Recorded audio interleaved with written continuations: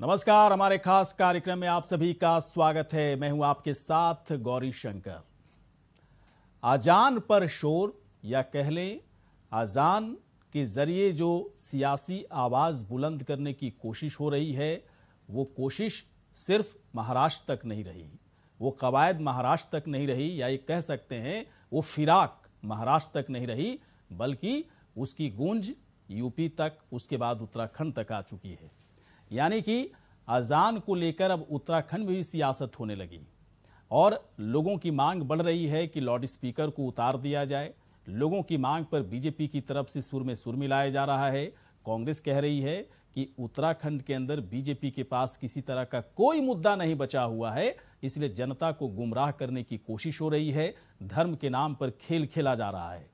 क्या सच्चाई है? किस तरह की स्थितियां हैं? क्या अजान को लेकर वाकई में उत्तराखंड में किस तरह का विवाद है? क्या देवभूमि में अजान पर विवाद बहुत ही जरूरी है? क्या इतना जरूरी हो गया है कि इस पर इस तरह की सियासी रोटियां सेंकने के मौके लोगों को मिल जाए? इस पर हम चर्चा करेंगे, बड़ी बहस करेंगे, लेकिन पहले एक रिपोर्ट हम आप तक पहुंचाते हैं।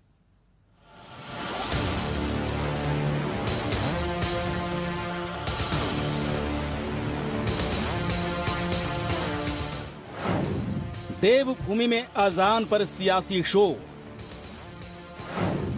लाउड स्पीकर उतारने पर राजनीति तेज। अजान नहीं, शोर से हो रही है परेशानी। उत्तराखंड में होने वाली 4 धाम की यात्रा को लेकर जहां संत समाज ने गैर हिंदुओं को यात्रा के लिए परमिशन नहीं दिए जाने की मांग उठा रहे हैं, वहीं अब नया विवाद भी खड़ा हो गया है। मस्जिदों से लाउड स्पीकर हटाए जाने को लेकर लोग अपना विरोध दर्ज कर रहे हैं, तो वहीं अब बीजेपी के नेता भी उनके सुर में सुर मिलाते नजर आए।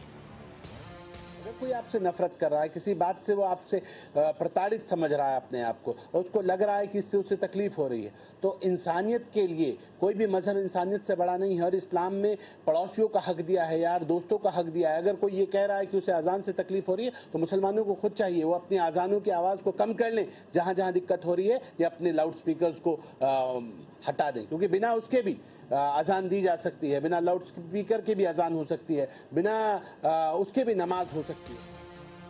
पहले 4 धाम यात्रा में गैर हिंदुओं पर बैन, फिर अजान पर उठे विवाद के बाद कांग्रेस बीजेपी सरकार पर हमलावर है।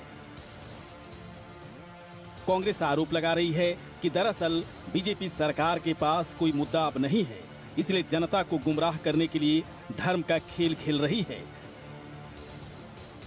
साथ ही मस्जिदों से लाउड स्पीकर उतारने को लेकर उठे विवाद के बाद मुस्लिम धर्मगुरु इसका विरोध करते नजर आए। ये चाहते हैं कि मस्जिदों में लाउड स्पीकर न बजे, अजान न हो, तो क्यों नहीं जियो निकाल देते? करे ना, निकाल ले, अपना काम कर ले। ये कुछ नहीं है, ये केवल धार्मिक भावनाओं को भड़काने का काम करते हैं। इधर हिंदुओं को भड़काओ, इधर मुसलमानों को भड़काओ, और आपस में लड़ाई झगड़ा करो, अपनी राजनीति सीधा करते रहो। इसके अलावा भाजपा का कोई दूसरा उद्देश्य नहीं है।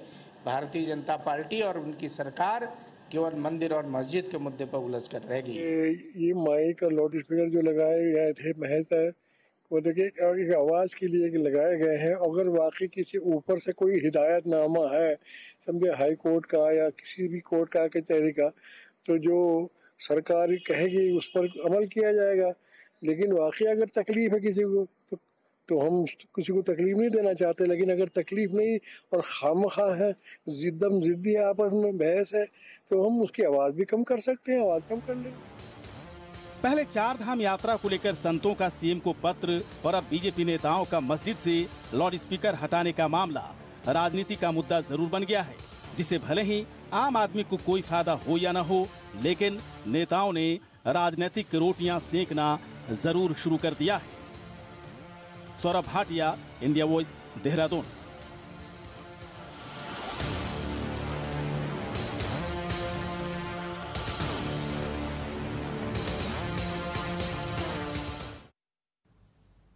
जितने लोगों की बातें आपने सुनी होंगी, किसी की बात खराब नहीं लग रही, चाहे वो बीजेपी के प्रवक्ता शादाब शम्स की तरफ से जो कहा गया कि अगर लोगों को दिक्कत हो रही है तो लाउड स्पीकर उतारने की ज़रूरत है। इस्लाम में इस तरह की बातें कहीं लिखी गई नहीं है, कही नहीं गई है कि आपके किसी काम से लोगों को परेशानी हो। चाहे काजी साहब की तरफ से जो कुछ कहा गया उन्होंने बहुत नम्रतापूर्वक कही कि अगर कुछ किस तरह कोई गाइडलाइंस होगा तो बिल्कुल फॉलो किया जाएगा। और फिर कांग्रेस के प्रवक्ता की तरफ से जो बात की गई वो भी बिल्कुल अपने आप में एक बेहतर बात है कि क्या धार्मिक भावनाओं को भड़काकर क्या अपना उल्लू सीधा करने की कोशिश हो रही है। जब सब लोग सही बात कर रहे हैं तो फिर विवाद क्यों हो रहा है, चलिए जानते हैं। कई मेहमान इस वक्त हमारे साथ हैं। रविंद्र जुगरान जी हैं, प्रदेश प्रवक्ता बीजेपी के। रविंद्र जुगरान जी, आपका स्वागत है। और गरिमा दसौनी जी इस वक्त हैं, प्रदेश प्रवक्ता कांग्रेस पार्टी की। गरिमा जी, आपका स्वागत है। सबसे पहले मैं रविंद्र जुगरान जी के पास आता हूँ। रविंद्र जुगरान जी, एक बात बताएं, क्या वाकई में उत्तराखंड में मस्जिदों पर जो लाउड स्पीकर लगे हुए हैं अजान के लिए, उसे उतारने की ज़रूरत महसूस हो रही है, लोगों की मांग बढ़ रही है, या फिर बेवजह इसे एक विवाद का रूप दिया जा रहा है? थोड़ा सा बताइए सर कि क्या ज़रूरी है, इतने समय से नहीं कुछ हुआ तो आज क्यों इतनी ज़रूरत इसकी पड़ती नज़र आ रही है? कहाँ से मांग उठ रही है ये सब? गौरी शंकर जी, देश जो है संविधान से चलता है। संविधान से ही केंद्र और राज्य सरकारें चलती हैं, और हम सब लोग जो हैं, सरकारें किसी भी दल की हो, अंततः संविधान के दायरे में ही सरकार चलेगी। और अगर कोई सरकार संविधान के दायरे में नहीं चल रही है तो आपने देखा है अनेकों मर्तबा माननीय उच्च न्यायालय, माननीय सर्वोच्च न्यायालय ने उसमें गवर्नमेंट को डायरेक्शन दिए हैं। तो यह जो भी परमिसेबल है, जो अलाउड है, जो कानून के अंतर्गत है, वो सब होगा। और अगर किसी को भी, किसी भी पक्ष को कोई आपत्ति है, किसी क्षेत्र विशेष में किसी को कोई दिक्कत महसूस हो रही है, मोहल्ले में या किसी भी जगह, तो इसके लिए वो जो है थानों में, अपने जिला प्रशासन में कंप्लेंट कर सकता है। और अगर ये राज्य किसी जनपद की समस्या है, अगर ये किसी 2 जनपदों की समस्या है, पूरे राज्य की समस्या है, तो राज्य सरकार इसका संज्ञान लेके अपने हिसाब से कानूनों में तब्दीली भी कर सकती है, उसको घटाया बढ़ाया जा सकता है। कोई हार्डकोर या कोई एक लाइन तय नहीं है। जनता के लिए, जनहित के लिए सभी को साथ लेते हुए सबको अधिकार है अपने संप्रदाय धर्म की पूजा आराधना करने का। लेकिन सभी को ये ख्याल रखना होगा कि हम एक दूसरे को भगवान का नाम लेते हुए या अल्लाह का नाम लेते हुए किसी को तकलीफ न पहुंचाएं, अच्छा, किसी को परेशानी ना हो। ईश्वर का नाम लेते हुए या ऊपर वाले को याद करते हुए हम यही कहते हैं कि हम सब लोग सौहार्द में रहेंगे, प्यार से रहेंगे, मोहब्बत से रहेंगे, एहतराम से रहेंगे, तो कहीं कोई दिक्कत नहीं है। ये देश सबका है, सबके लिए है। जुगरान साहब, एक सवाल मैं और पूछना चाहूंगा, इसके बाद गरिमा जी के पास आएंगे। जुगरान साहब, पहले 4 धाम यात्रा पर बाकायदा संत समाज की तरफ से मांग रखी गई कि गैर हिंदुओं की एंट्री को वहाँ पर बैन कीजिए। इस पर भी आप लोग के कई बड़े नेता है ना सुर में सुर मिलाते नजर आए। अजान वाले मसले पर भी सुर में सुर मिलाते नजर आ रहे हैं। मैं एक बात समझना चाहता हूँ, क्या अचानक उत्तराखंड में ऐसी ज़रूरत पड़ गई क्या? क्योंकि 4 धाम यात्रा में तो जहाँ तक मुझे पता है, चाहे पिट्ठू का काम हो, खच्चर का काम हो, प्रसाद वितरण का काम हो, कई सालों से मुस्लिम समुदाय के लोग उसमें जुड़े हुए हैं। रोजगार के दृष्टिकोण से ऐसी कोई घटना भी नहीं घटी उनकी तरफ से। फिर ऐसी क्यों ज़रूरत पड़ रही है? क्या ये धार्मिक भावनाओं को भड़काने जैसा नहीं लगता कि जब कुछ ज़रूरत ही नहीं है, जब सब कुछ सही चल रहा है, सब कुछ सेटल्ड है, तो यहाँ पर इस तरह की चीज़ों को उकेरने की क्या ज़रूरत है? मुझे थोड़ा सा बताइए सर, ऐसा क्यों हो रहा है? देखिए गौरी शंकर जी, संत समाज ने जो कहा, क्या कहा, आपको भी मालूम है, हमको भी मालूम। स्टेट गवर्नमेंट उसको किस रूप में लेगी, उस पर क्या करेगी, स्टेट गवर्नमेंट का काम जो है वो सभी की भावनाओं को आदर करने का है। स्टेट गवर्नमेंट का कोई ऐसा ऑफिशियल ना डिक्लेरेशन आया है, ना वक्तव्य आया है। स्टेट गवर्नमेंट में माननीय चीफ मिनिस्टर महोदय ने केवल ये कहा कि वेरिफिकेशन होगा 4 धाम यात्रा के लिए, और हम कहते हैं एक बार नहीं 4 बार वेरिफिकेशन होना चाहिए। ये श्रद्धालुओं के हित में है, सिक्योरिटी पॉइंट ऑफ व्यू से ठीक है, उनके लिए बेहतर सुविधाएं और सुरक्षा हम लोग मुहैया कर सके, इसके लिए ठीक है। 2013 की आपदा हमारे सम्मुख है। 2013 के अंदर किस तरीके से केदारनाथ जी के ऊपर इस तरीके से हजारों लोगों का जमवाड़ा लग गया, खच्चर वाले, खुद खच्चर, श्रद्धालु, और आपदा आई तो कोई कंट्रोल नहीं हो पाई, जो है फिर कितना डिवास्टेटिंग फ्लड आया, हजारों लोग जो है शहीद ही कहूंगा मैं उनको, जो केदारनाथ जी के दर्शन के लिए गए थे, हजारों लोग जो है लापता निकले अभी तक। नहीं तो डेटा कलेक्शन बताइए ना, आपकी डेटा कलेक्शन का काम हम लोग करेंगे। डेटा कलेक्शन का काम वेरिफिकेशन से ही शुरू होता है। उस पर तो सहमति सबकी बन सकती है, लेकिन गैर हिंदुओं के प्रवेश पर हम नहीं, गैर हिंदुओं में कौन आता है? सिख, जैन, बौद्ध, बुद्धिस्ट, ये सब लोग जो हैं वो हिंदू धर्म के ही पार्ट एंड पार्सल है। मुस्लिम तो खुद ही नहीं जाते हैं देवी पूजा में या मंदिरों की पूजा में या बुद्ध पूजा में। हमारे जब सब कुछ ओके है तो फिर सब कुछ ओके है तो फिर ये वाक्य बोलने की जरूरत क्या थी? गौरीशंकर जी, एक मिनट। गवर्नमेंट ने कहा, चीफ मिनिस्टर ने, कि हम जो है वेरिफिकेशन कराएंगे। वेरिफिकेशन कराना बहुत जरूरी है, हम इसका पूरा समर्थन करते हैं। नहीं ठीक है, मैं भी इसका समर्थन करता हूँ, लेकिन मैं सवाल कल भी उठा रहा था, आज भी उठा रहा हूँ कि क्या ऐसे लोगों, मैं तो कह रहा हूँ कि हर लोगों का वेरिफिकेशन कीजिए, लेकिन कल हमारे डिबेट में कुछ लोग आए हुए थे, उन्होंने कहा कि नहीं, उनकी एंट्री ही बंद कीजिए, है ना, मुसलमानों की एंट्री बंद कीजिए, ईसाइयों की एंट्री बंद कीजिए, इन लोगों की वजह से। शंकर जी, इसको और क्लियर कर देते हैं। हाँ, कोई लोग क्या कहते हैं उसके ज्यादा महत्वपूर्ण है कि गवर्नमेंट का क्या स्टैंड है। गवर्नमेंट ने वेरिफिकेशन की बात करी है। हाँ ठीक है सर, मैं समझ रहा हूँ, आप बीच का रास्ता निकालने की बात कह रहे हो, लेकिन क्या होता है ना, देखिए अजान वाले मसले पर ही आप लोग को बहुत ज्यादा बयान देने की जरूरत नहीं थी। कौन दे रहा है? मैं तो आपके साथ बात कर रहा हूँ। आपके ही प्रवक्ता शादाब जी हैं, उन्होंने कहा कि अगर किसी को दिक्कत हो रही है तो मुस्लिमों को लाउड स्पीकर हटा देना चाहिए। अगर कुछ लोगों की मांग है, आप कह रहे हैं कि संविधान से देश चलता है, राज्य चलता है, तो संविधान की चीजों पर थोड़ा भरोसा किया जाए। पहले से ही भावनाओं को भड़काने की जरूरत क्या है? ऐसा अगर नहीं है जुगरान जी, तो ठीक है, फिर बेहतर है, कोई दिक्कत नहीं, विवाद है ना, इस पर बहस होनी चाहिए। गरिमा दसौनी जी के पास में आ रहा हूँ। गरिमा जी, एक बात बताइए, अचानक से उत्तराखंड में चार धाम को लेकर खूब चर्चा हो रही है, विवाद भी हो गया, अजान को लेकर होने लगा। कम से कम मुझे जहां तक पता है कि उत्तराखंड में अभी तक ये दो ऐसे मसले थे जहां पर हिंदू मुसलमान करने की बहुत ज़्यादा ज़रूरत कभी किसी को महसूस होती नहीं थी। अचानक इस तरह की चीज़ें क्यों होने लगी? कौन है इसके पीछे और क्या वो चाहते हैं? बताइए जरा गरिमा जी। गरिमा जी सुन पा रहे हैं आप?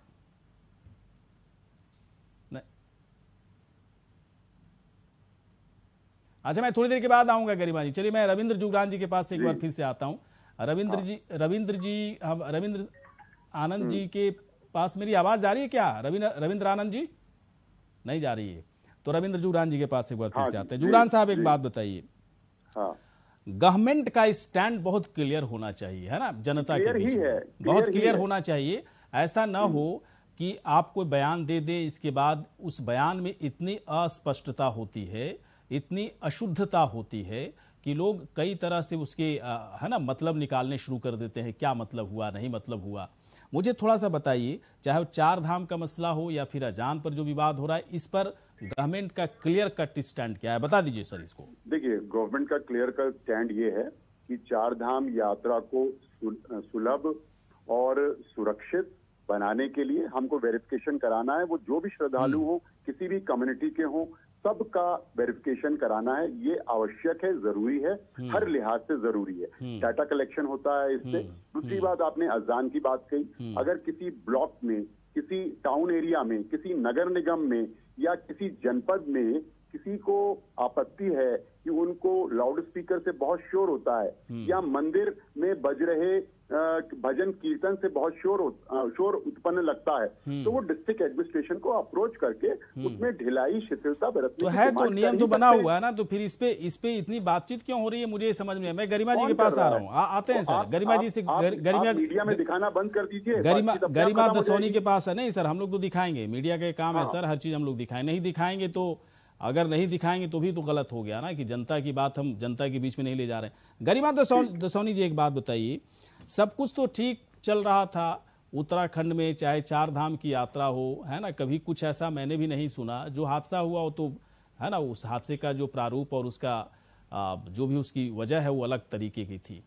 लेकिन चार धाम यात्रा में गैर हिंदुओं पर रोक लगाने की मांग तेजी से बढ़ रही है। फिर अजान के मसले पर देखिए इस तरह की मांग हो रही है। सरकार का स्टैंड क्लियर नहीं है। सरकार ठीक है कह रही है सरकार कि ऐसा करेंगे। मुझे थोड़ा सा ये बताइए कि अचानक क्या इस तरह के मसले को उत्तराखंड में जानबूझकर के उठाया जा रहा है?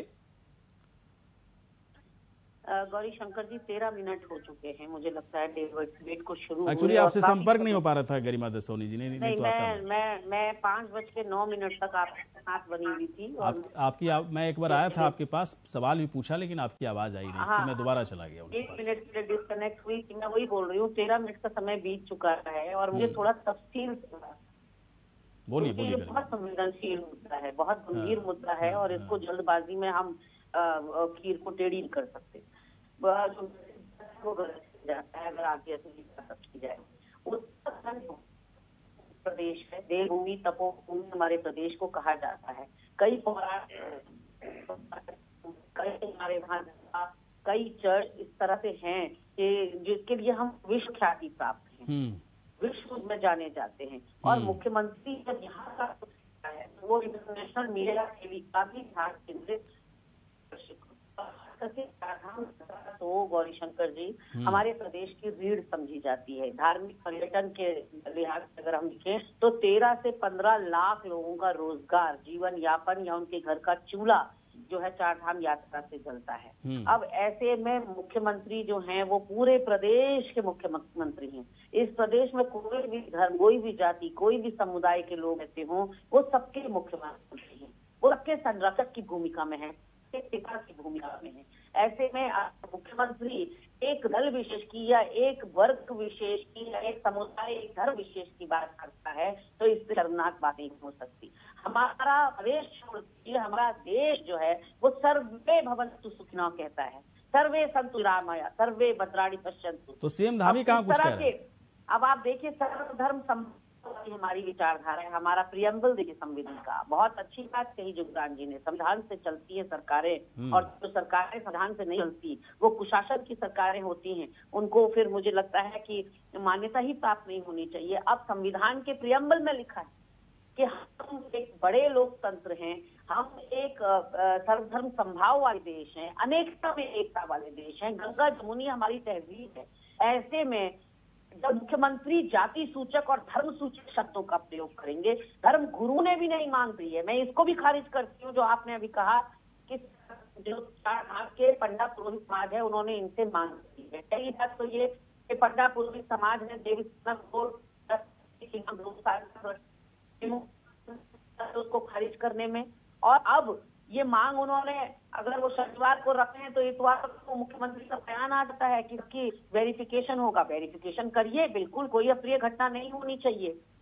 जो श्रद्धालु हैं उनके हितों के साथ, उनके जान माल के साथ करेंगे कौन असामाजिक तत्व है, कौन अराजक तत्व है, कौन हिंदू है, कौन मुस्लिम। और ये किसने कह दिया कि गैर होते हैं, आपके कहा कि गैर हिंदुओं का वेरिफिकेशन होगा। उनकी बोतल का सत्यापन करिए कि वो हिंदू का है या मुसलमान का है, फिर उसको चढ़वाइएगा। वो दिन दूर नहीं है, इस देश में ये भी होने लगेगा कि डीएनए टेस्ट होगा, कतरा देकर कहेंगे कि पहले इसका डीएनए टेस्ट हमारे शरीर में डालना।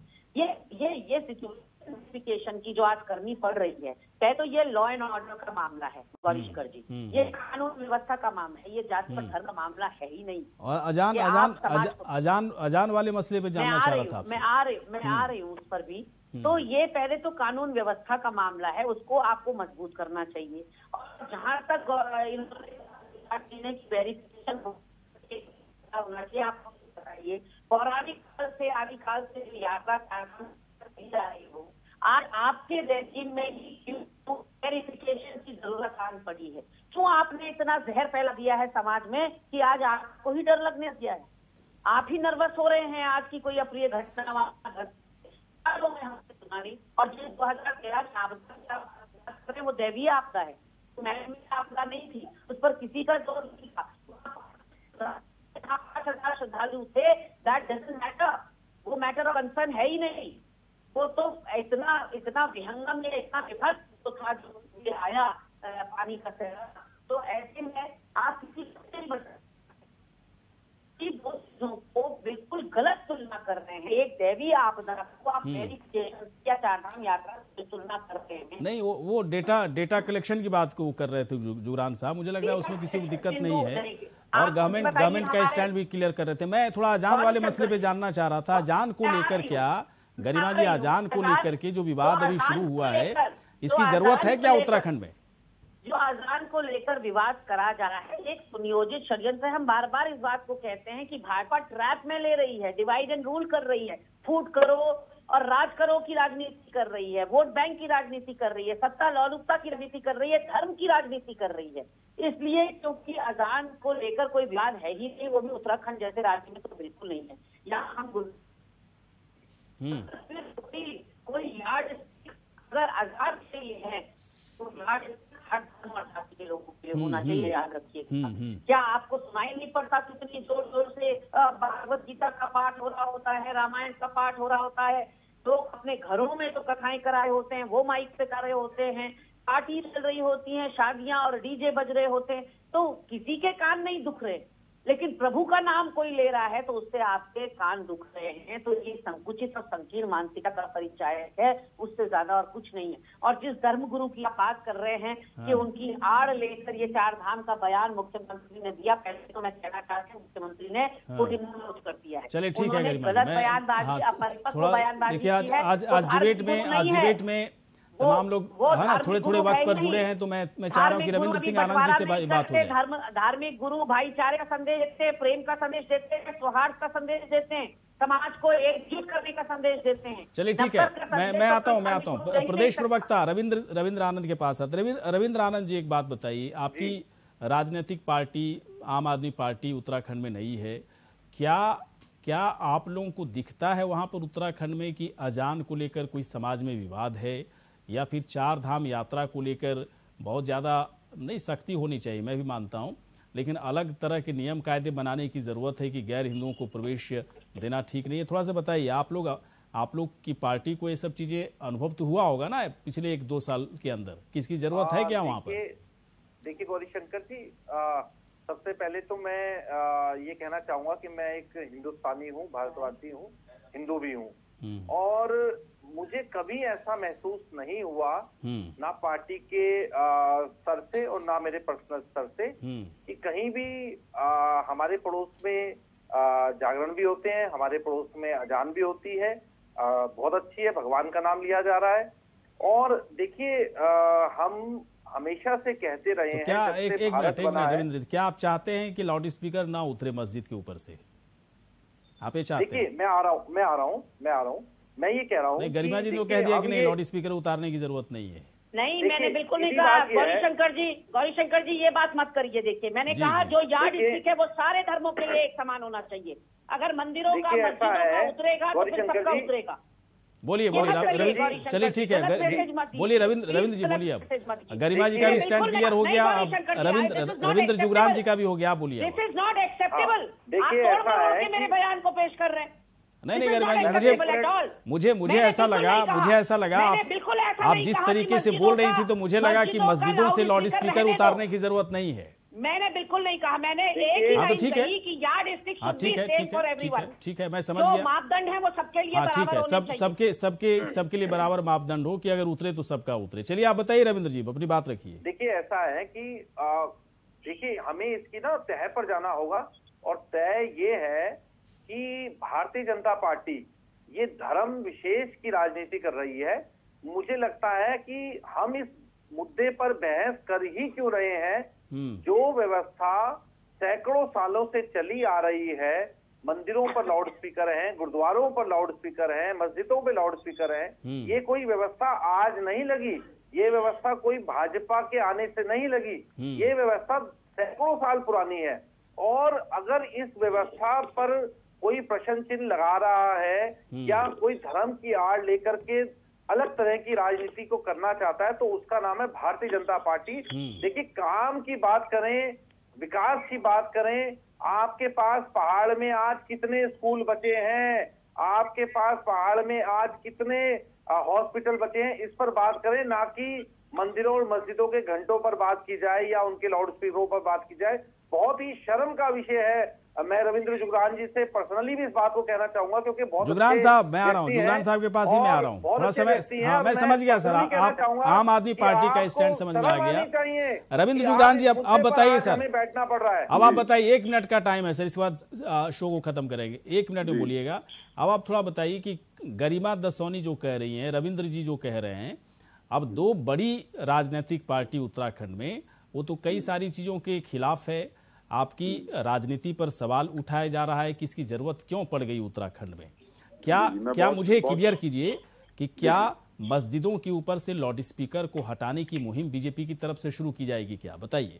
नहीं, क्यों की जाएगी? बिल्कुल नहीं की जाएगी। कॉन्स्टिट्यूशन से ये स्टेट चल रहा है, पूरा देश संविधान से चल रहा है। नंबर 1 मैं क्लैरिफाई करना चाहूंगा, गवर्नमेंट ने और चीफ मिनिस्टर ने कभी ये नहीं कहा कि गैर हिंदुओं के प्रवेश पर रोक लगेगा। मुख्यमंत्री जी का बयान है वेरिफिकेशन होगा। नंबर 2 बीजेपी ने कभी नहीं कहा कि लाउड स्पीकर नीचे उतरेंगे। बीजेपी ने कहा कि अगर क्षेत्र विशेष, अरे आप प्लीज डिस्टर्ब मत कीजिए। नहीं, मैं बस पूछ रही हूँ, this is for my knowledge, क्या हिंदुओं का वेरिफिकेशन होगा कि नहीं होगा? आप सरकार के प्रवक्ता हैं। 99% लोग हिंदूज जाते हैं और 99% हिंदुओं का वेरिफिकेशन होगा। 101% डाटा कलेक्शन करना है, सिक्योरिटी का एंगल है, सबका होगा और सबकी सुरक्षा का सवाल है। नंबर 2 वेरिफिकेशन में कोई सवाल नहीं हम उठा रहे हैं। नंबर 2 सीधा ये मांग है कि जो आपने जो ये बजरंग दल और हिंदू युवा वाहिनी के नाम पर जो तुमने गुंडे पाल रखे हैं, मैं साफ शब्द इस्तेमाल कर रहा हूं, आज यहाँ पे जनता देख रही है कि भारतीय जनता पार्टी द्वारा ये जो गुंडे पाले जा रहे हैं, जो कि इस तरह की समाज में इस तरह का गंध फैला रहे हैं, उस पर आप क्या बोलेंगे? कह तो रहे हैं भाई साहब, सुने नहीं क्या, कह तो रहे हैं कि सभी का होगा वेरिफिकेशन। देखिए 99% लोग जो भी रहेंगे, 100% लोगों का वेरिफिकेशन होना चाहिए। किसी भी पार्टी को समय खत्म हो गया सर, मैं और कुछ सवाल पूछता, समय खत्म हो गया। आप तीनों यहाँ पर आए, बहुत बहुत शुक्रिया, धन्यवाद। इसी के साथ खास कार्यक्रम इतना ही, नमस्कार।